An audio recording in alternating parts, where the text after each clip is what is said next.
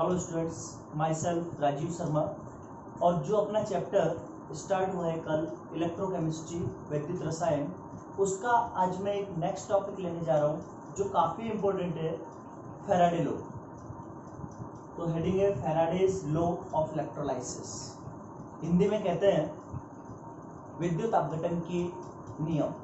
विद्युत अपघटन के नियम, और जो विद्युत अपघटन के नियम है, इलेक्ट्रोलाइसिस के जो रूल्स हैं, वो कौन से साइंटिस्ट ने दिए? फैराडे। ठीक है। अब फैराडे ने इलेक्ट्रोलाइसिस के दो रूल्स दिए, विद्युत अपघटन के दो नियम दिए, और एक नियम को कहते हैं फैराडे का प्रथम नियम और दूसरे नियम को कहते हैं फैराडे का द्वितीय नियम। यानी फर्स्ट हो गया Faraday's first law of electrolysis और सेकेंड लॉ ऑफ इलेक्ट्रोलाइसिस। ये टू लॉ है जो आपको ध्यान देना है। तो देखिए मेरा लिखा हुआ है first law of Faraday. First law of Faraday, Faraday का प्रथम नियम। फैराडे का प्रथम नियम क्या है बेटा? ध्यान से सुन ले। According to Faraday, according to Faraday, the amount of substance, the amount of substance small w deposited at the electrode, deposited at the electrode is directly proportional to the quantity of electricity, the quantity of electricity passed through electrolytic solution, passed through electrolytic solution। वापस से repeat कर रहा हूँ, ध्यान से सुने। the amount of any substance deposited at the electrode is directly proportional to the quantity of electricity passed through electrolytic solution। कहने का मीन है कि विद्युत अपघट्य के विलयन में इलेक्ट्रोडों पर जमा हुई पदार्थ की मात्रा स्मॉल w, पदार्थ की मात्रा स्मॉल w, उसमें प्रवाहित विद्युत धारा की मात्रा के समानुपाती होती है। उसमें प्रवाहित विद्युत धारा की मात्रा के समानुपाती। ठीक है। तो मैंने रूल लिखा small w directly proportional to q, small w directly proportional to q। अब q क्या है बेटा? q क्या है आप जानते हैं? q क्या है? q होता है आवेश, चार्ज। और चार्ज में क्या आता है? करंट भी आता है और टाइम भी आता है।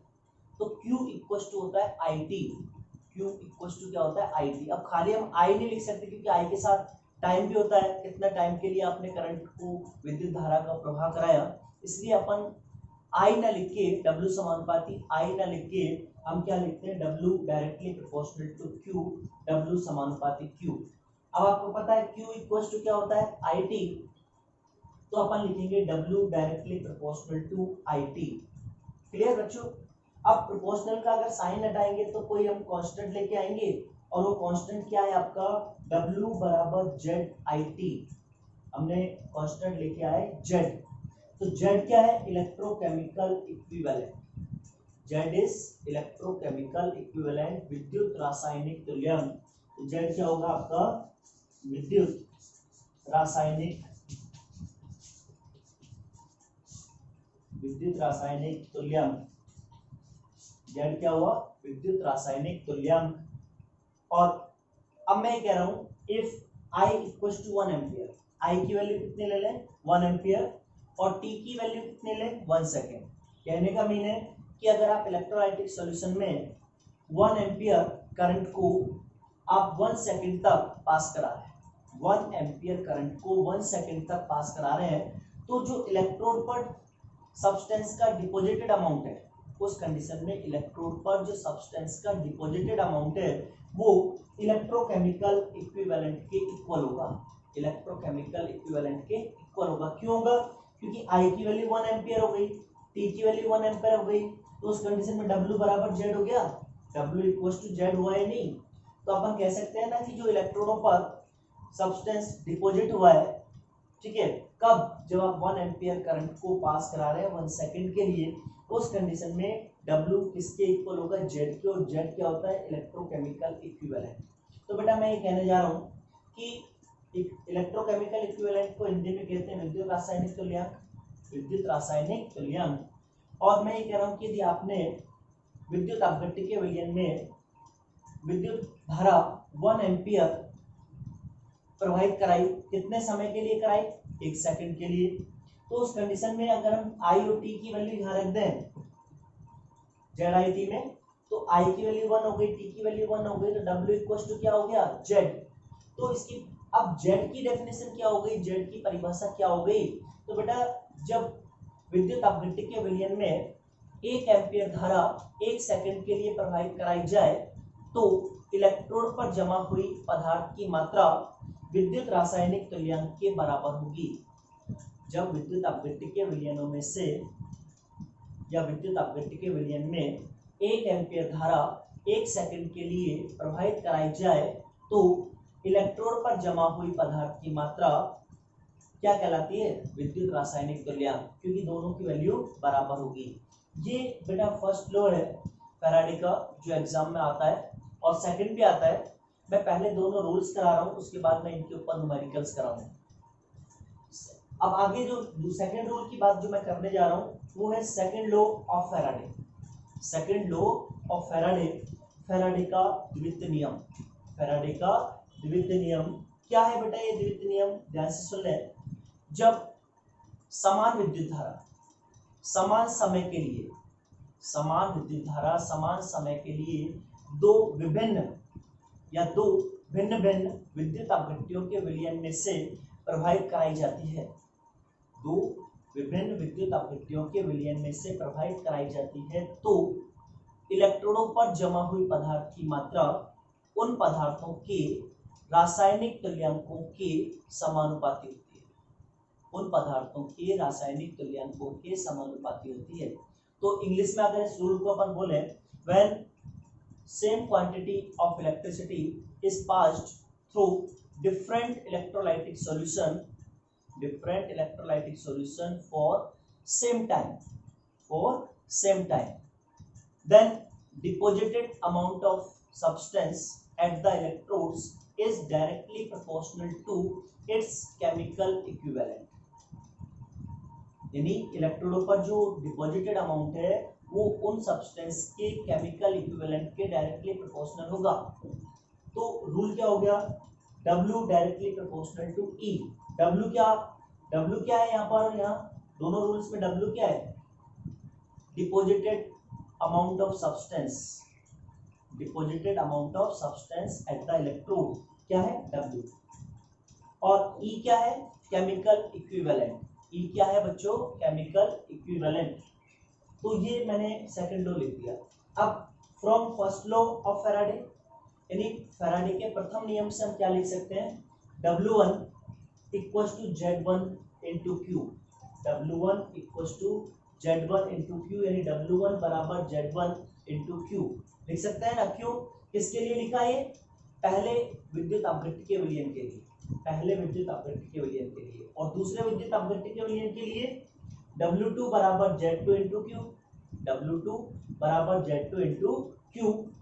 सम इक्वेशन 2 बन गई। ऊपर इक्वेशन फर्स्ट है, जो सेकंड इक्वेशन है वो दूसरे विद्युत अपघट्य के विलयन के लिए, सेकंड इलेक्ट्रोलाइटिक सॉल्यूशन के लिए है। आपको ध्यान रखना है दोनों में Q इक्वल है, क्योंकि आपने रूल्स में बोल के गया हूँ कि same quantity of electricity is passed for the same time in the different electrolytic solutions. यानी समान विद्युत धारा समान समय के लिए विभिन्न विद्युत अपघट्यों के विलयन में से प्रवाहित करानी है। तो जेड आई और टी सेम है, तो बेटा क्यू कैसा होगा? सेम होगा। अब इक्वेशन फर्स्ट को सेकंड से डिवाइड कर दें तो क्या आएगा? W1 upon W2 equals to Z1 upon Z2 आ जाएगा। W1 बटा W2 बराबर Z1 अपॉन Z2। Q से Q कैंसिल हो गया। अब Z किसके इक्वल होता है बेटा? Z होता है E अपॉन 96500। E क्या है? Chemical equivalent. अपॉन में फैराडे, 1 फैराडे, और 1 फैराडे की वैल्यू कितनी होती है? 96500 कूलम कितनी होती है ना? तो ये बराबर हो गया E1 upon 96500 upon E2 upon 96500। तो इससे अपन लिख सकते हैं W1 upon W2 equals to E1 upon E2। बोलो बच्चों, लिख सकते हैं। ये आपका फैराडे का सेकंड लॉ है। और बेटा ये मान के चलिए कि एग्जाम में इन दोनों में से एक लॉ रिपीट होता रहता है, कभी फर्स्ट पूछता है कभी सेकंड पूछता है। अब मैं इन दोनों रूल्स पर न्यूमेरिकल्स की बात करने जा रहा हूँ। न्यूमेरिकल्स इंपॉर्टेंट है, उसको भी ध्यान से देखना क्योंकि एग्जाम में न्यूमेरिकल्स भी आ सकते हैं, तो न्यूमेरिकल की बात करते हैं। तो बच्चों मेरा फर्स्ट न्यूमेरिकल है फैराडे लॉ पे, how many coulombs will be required to deposited 40.5 gram aluminium according to following equation, according to following equation। Equation क्या है, Al3 plus 3 electrons is equal to Al solid, ये equation है। हिंदी में मैं आपको बता दूं कि 40.5 ग्राम एल्यूमिनियम को जमा करने के लिए, इलेक्ट्रोड पर जमा करने के लिए कितने कूलम आवेश की आवश्यकता होगी, कितने कूलम आवेश की आवश्यकता होगी। तो बेटा कैसे करना है आप ध्यान दें, मैं सॉल्यूशन की बात कर रहा हूँ। इसी इक्वेशन को मैंने दोबारा लिख दिया, Al3 plus 3 electron is equal to Al solid. यहाँ पर Al3 प्लस का 1 मोल है, इलेक्ट्रॉन्स के 3 मोल है क्योंकि 3 से मल्टीप्लाई हो रहा है, और Al सॉलिड का 1 मोल है, और एल्यूमिनियम सॉलिड 1 मोल का मीन है 27 ग्राम, क्योंकि जो एटॉमिक मास है, परमाणु द्रव्यमान है, वो कितना होता है एल्यूमिनियम का 27। क्लियर, समझ में आ गया।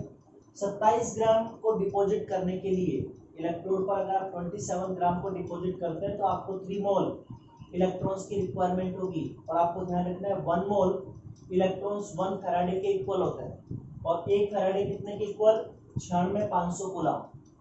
क्लियर, यहाँ 3 मोल है इलेक्ट्रॉन्स के, तो 3 मोल कितने के, 3 फैराडे के इक्वल है, तो 3 गुणा 96,500 कूलम के इक्वल हो गए। 27 ग्राम को डिपॉजिट करने के लिए आपको 3 गुणा 96,500 कूलम चार्ज की आवश्यकता है। समझ में आया।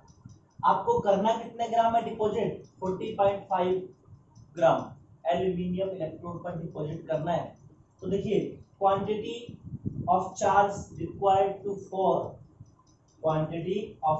required for deposited 27 gram of aluminium कितनी, अभी बताया था मैंने 3 × 96500 बोला। अगर आप 1 ग्राम एल्यूमिनियम को डिपॉजिट करते हैं तो कितनी क्वांटिटी ऑफ चार्ज की रिक्वायरमेंट होगी, तो 3 × 96500 कूलम अपॉन 27 ग्राम। अब डिपॉजिट कितना करना है, 40.5 ग्राम, तो 40.5 ग्राम को डिपॉजिट करना है, तो आप ये जो इक्वेशन आया है 3 × 96500 अपॉन 27 ग्राम को मल्टीप्लाई कर दें 40.5 ग्राम से, तो आपका आंसर आएगा 434250 कूलम, 434250 कूलम, या 4.34250 × 10⁵ कूलम। ये आंसर आपका आ गया है। तो 27 ग्राम को डिपॉजिट करने के लिए आवश्यक आवेश 3 × 96,500 कूलम, 1 ग्राम एल्यूमिनियम को डिपॉजिट करने के लिए 3 × 96,500 बटा 27 ग्राम आवेश की आवश्यकता होगी, और 40 ग्राम एल्यूमिनियम 40.5 ग्राम एल्यूमिनियम को डिपॉजिट करने के लिए कितने आवेश की आवश्यकता होगी, 3 × 96,500 बटा 27 गुणा 40.5, तो आपका आएगा 4342250 कूलम। ये आंसर आ गया, आगे ना, तो 4,34,250 कूलम। इसको अगर 4.34250 × 10⁵ कूलम भी हम लिख सकते हैं। ये मेरा फर्स्ट न्यूमेरिकल था फैराडे लॉ पे। अब मैं बच्चों सेकंड न्यूमेरिकल की बात करने जा रहा हूँ फैराडे लॉ पे, ध्यान दें। तो बच्चों मेरा जो सेकंड न्यूमेरिकल है, दूसरा न्यूमेरिकल है, वो ध्यान दें। CuSO4 solution has been electrolyzed by current of 1.5 ampere for 10 minutes. Calculate the deposited amount of copper at cathode. कहने का मीन है कि 1.5 एम्पियर करंट को आप 10 मिनट तक पास कराते हैं CuSO4 के सॉल्यूशन में, तो आपको कैथोड पर जो डिपॉजिटेड अमाउंट है कॉपर का उसे कैलकुलेट करना है।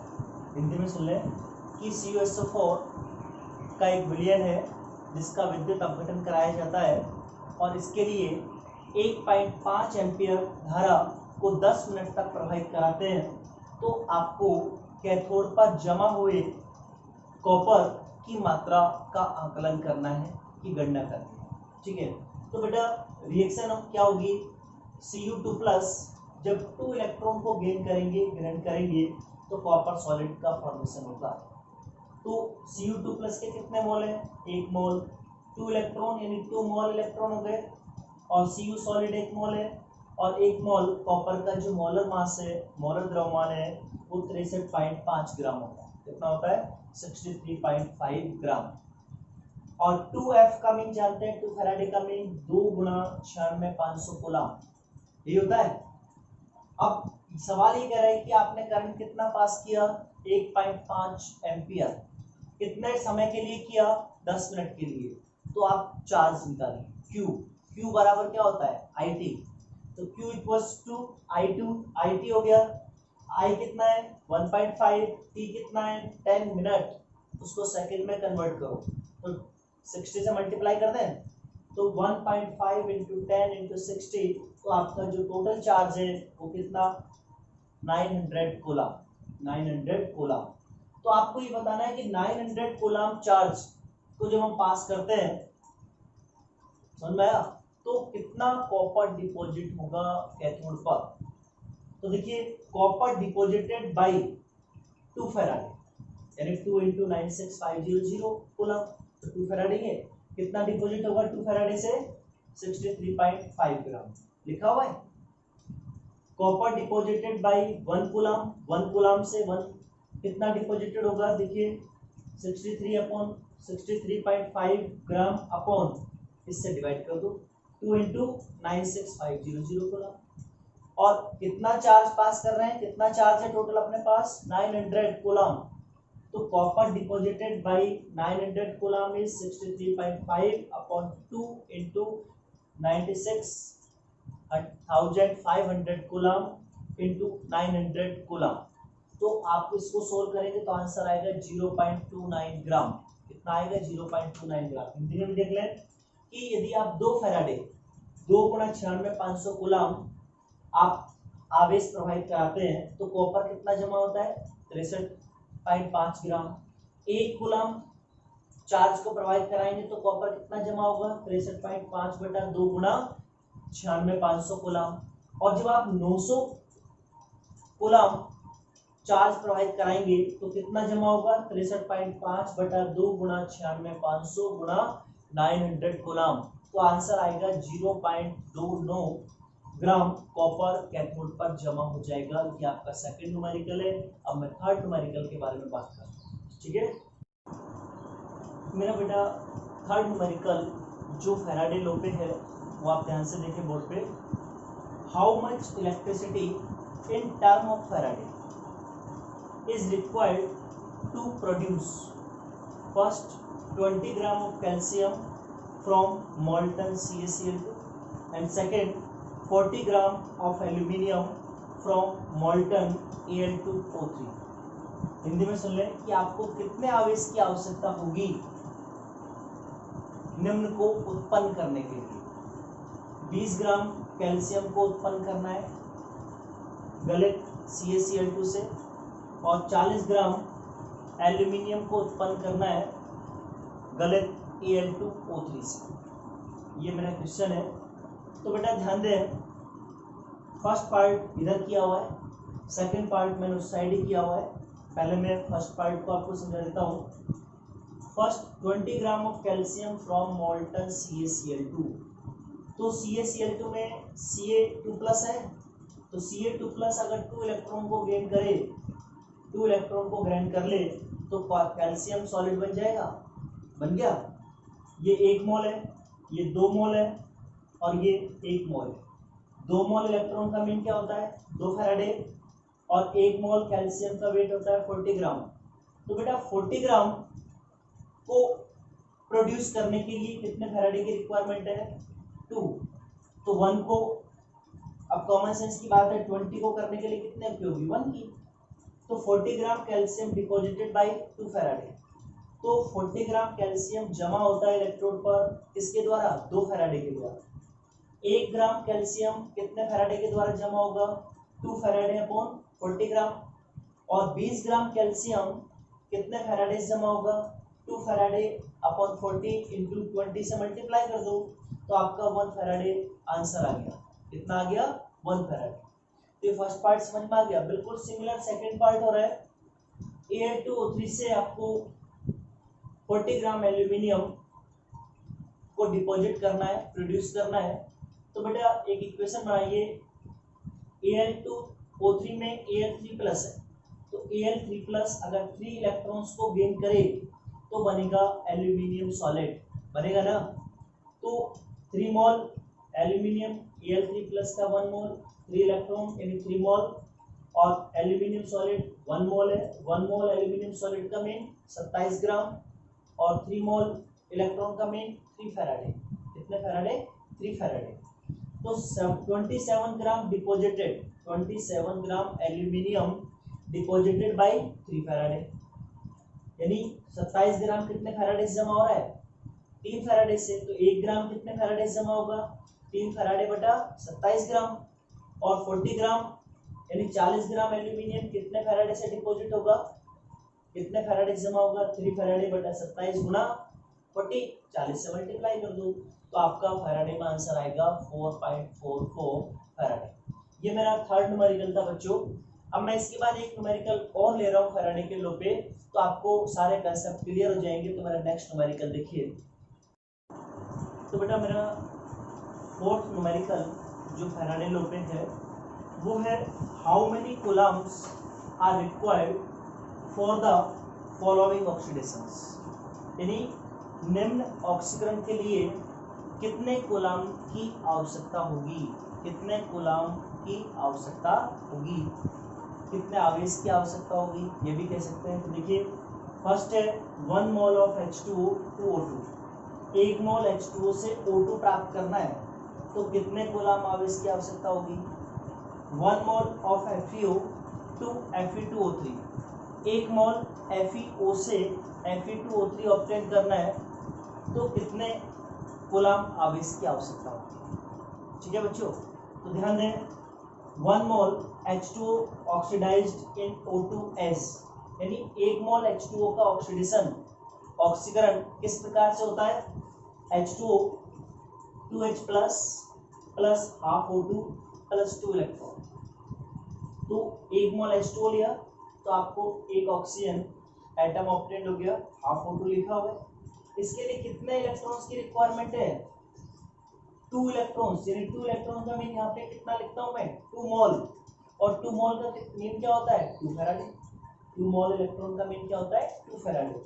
तो quantity of electricity required 2 Faraday, कितनी इलेक्ट्रिसिटी क्वांटिटी की रिक्वायर्ड है, 2 फैराडे। तो कितनी विद्युत धारा की आवश्यकता है, 2 फैराडे। और 2 फैराडे का मीन 2 गुना 96,500, इसको मल्टीप्लाई करेंगे तो आंसर कूलम में आ जाएगा 1,93,000, 1,93,000, 1,93,000 कूलम। इतने चार्ज की रिक्वायरमेंट होगी, इतने आवेश की आवश्यकता होगी 1 मोल H2O से O2 को ऑक्सीकृत करने के लिए। ठीक है, ऐसे ही 1 mole of FeO to Fe2O3, 1 mole FeO से आपको Fe2O3 का ऑक्सीडेशन करना है, FeO का Fe2O3 में ऑक्सीडेशन करना है। तो देखिए मैं यहाँ पे 2 मोल लेके कर रहा हूँ, फिर उसको हाफ कर देंगे 1 मोल के लिए। 2 मोल FeO ऑक्सीडाइज्ड इन Fe2O3S, यानी 2 मोल FeO का ऑक्सीडेशन, ऑक्सीकरण Fe2O3 में इस प्रकार होता है। 2 FeO अगर हाफ O2 को ग्राइंड कर ले, गेन कर ले, तो आपका बन जाएगा Fe2O3, बन गया। अब चूंकि इस रिएक्शन में कहीं आपको इलेक्ट्रॉन नहीं दिख रहे, अब कैसे बताएं कि कितना चार्ज चाहिए, कितना आवेश चाहिए। तो बेटा लेकिन यहाँ देखिए, यहाँ FeO में Fe2 प्लस है और Fe2O3 में Fe3 प्लस है ना। तो Fe2 प्लस से Fe2 प्लस बना, 2Fe2 प्लस से 2Fe3 प्लस बना, तो एक ने एक इलेक्ट्रॉन त्यागा, 2 कितने त्यागेंगे, 2। तो 2 इलेक्ट्रॉन रिलीज कर दिए, तो 2 इलेक्ट्रॉन का मीन 2 मोल हो गया ना। 2 इलेक्ट्रॉन का मीन कितना हो गया 2 मोल, और 2 मोल का मीन 2 फैराडे। 2 मोल इलेक्ट्रॉन का मीन क्या हो गया 2 फैराडे। लेकिन यहाँ तो 2 मोल की बात हो रही है, हमें 1 मोल की बात करनी है। तो then for the oxidation of 1 mole of FeO required charge is 1f। 2f का जस्ट आधा कर दिया और मोल का निकाल ऑक्सीडेशन करने के लिए। तो 1f का मीन क्या होता है 96500 कूलम। तो बेटा इस तरह की और भी न्यूमेरिकल बुक में है, अगर आपको ये न्यूमेरिकल समझ में आए और फैराडे के लॉ आपको समझ में आया तो चैनल को सब्सक्राइब करें, लाइक करें, कमेंट करें। Thank you.